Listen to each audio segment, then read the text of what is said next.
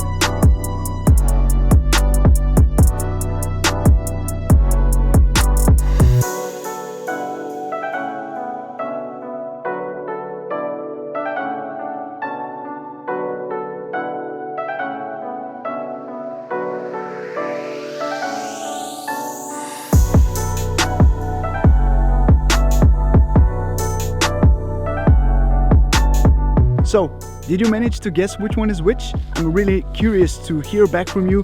Which one you think performed better? Which one would you pick? And do you think the difference, the price difference between the Mavic Air 2 and the Mini 2 is justified in terms of camera performance? We're only talking about the camera performance here.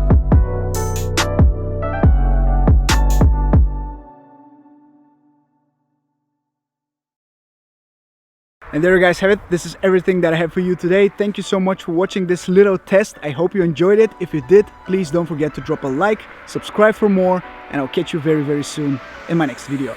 Ciao.